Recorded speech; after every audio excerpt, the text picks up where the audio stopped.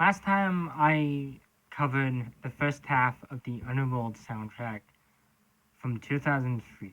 That video did far better than I expected it to, so I want to thank everyone who watched that video. In this video, I'll be covering the second half of the album, which consists of tracks 11 through 19. So, without further hesitation, let's get into the video. The first track for this review is Baby's First Coffin by the Dillinger Escape Plan. Yeah, this one did take me by surprise again. It's a pretty good track and a wonderful introduction to the second half of the album. And this one actually does remind me of two other bands, Slipknot and Flaw. And of course, the chorus for this one was great, but I felt like it could have been better, so I'm giving this one a 4. Next up, we have Hover, the Quiet Mix by Trust Company. Not much I can say about this one. It was a pretty decent song, but wasn't. But I can't really say anything else about it. Next up, we have Falling Through the Sky by Ben Holder. First of all, I'm just gonna say I love the name of this one. This one also does remind me of another song called Come to Silver, which was a song by Danzig that appeared on his fifth album, Black as the Devil. Pretty interesting song. And it's great to find another song that sounds alike to another song. As with the other one, I'm giving this one a 4 too.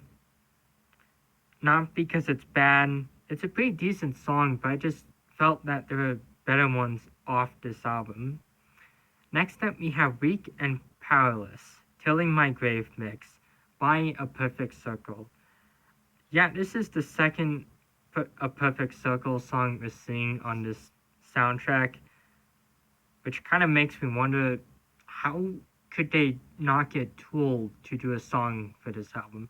They have the guys, other two bands on this soundtrack, but not the one that most people would probably know about. This doesn't make me dislike the song, this is just something I was curious about. But anyway, this song did remind me of the Disturbed song Believe, which kind of made me enjoy the song a bit more. Other than that, the song was pretty good, so I'm giving it a ranking of 5. It's one of the best off the albums. And if I'm being honest, the second portion of this album was pretty great. Just a couple of pretty okay songs on it, but the rest of them were probably some of the best ones on the soundtrack. Next up, we have Worms of the Earth by Finch. Now, I'm gonna be honest, I was not expecting to enjoy the song due to the name alone. I don't like worms. I kind of find them to be kind of gross, if I'm being honest. But the song wasn't that bad. In fact, it reminds me of This Is the Time by another band called Nothing More. At least I got that vibe from the song's beginning. So, kind of made the song a bit more enjoyable. And also, the rest of the song was pretty great. It's one of the hidden gems on this soundtrack, if I'm being honest, and does deserve its ranking of 5. Next up, we have From a Shell by Lisa Germano. I apologize if I messed up her last name, but the song was pretty great. Not much else I can say about this one, like just like track 12, but for the most part, it's a good song. Next up, we have the final Van Holder song, Death Dealer's Descent. Honestly, for those of you who don't know, in the movie, Celine is known as a death dealer. It's been a while since I've seen a movie, so I don't exactly know what the death dealers do.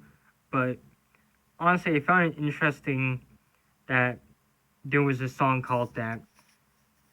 And for me, it kind of made me already appreciate the song a lot due to the name alone. But this one was also pretty great. I liked it a lot more than Falling Through the Sky, so I'm giving it a 5. But if I'm being honest, the final few songs on the soundtrack are probably some of the best. Next up, we have On the Leash by the Icarus Line. First of all, I'm just gonna say this song sounds a lot like Slipknot's earlier work, which I kind of found to be interesting. And secondly, I do like the name On the Leash. Kind of sounds like a cool title. But nonetheless, this one kind of felt like a hidden gem on the album. It was a pretty wonderful song, and I hope to find more like this one on future soundtracks. Next up, we have track number 19, and probably the best song on the album, and that is All of This Past by Sarah Bettens. This song was so great. There's not much I can say about this one, though, which kind of makes me feel a little sad. First of all, it does remind me of See All You Were, another song from Danzig, due to the name alone, but also the drums for this one kind of remind me of one of his other songs, Without Light I Am, which appeared on his 7th album. But as the final track on this album, it kind of had a lot. It had some pretty large shoes to fill, and I'm glad to say that it does its job pretty well. It's probably the best one off the album, and probably like one of the best songs I've heard recently. Of course, before I finish off this video, I just thought I'd rank a few of the best songs off this album. To me, the best songs on this album were Awakening by the Damning Well, Throwing Punches by Paige Hamilton, Rocket Collecting by Mila Jovovich and Danny Launer, Optimized by Skinny Puppy, Suicide Note by Jonette Napolitano, Death Dealer's Descent, Worms of the Earth, On the Leash, and All of This Past. The rest of the songs themselves are pretty good, but I feel like those ones I've just mentioned are probably some of the best songs on the soundtrack and in general. Of course, before I go, I would like to thank you all for watching the videos. It means a lot. And of course, if you enjoyed this one, leave a like and subscribe, because I have plans on posting more content like this. There are plans to do the second soundtrack for the series, which would be the one for Underworld Evolution. And of course, for Halloween, there's plans to do the first part of the Freddy vs. Jason soundtrack. So if you're interested, keep an eye on the channel. This has been Moonlight, and I will see each and every one of you next time. So stay tuned for the next video.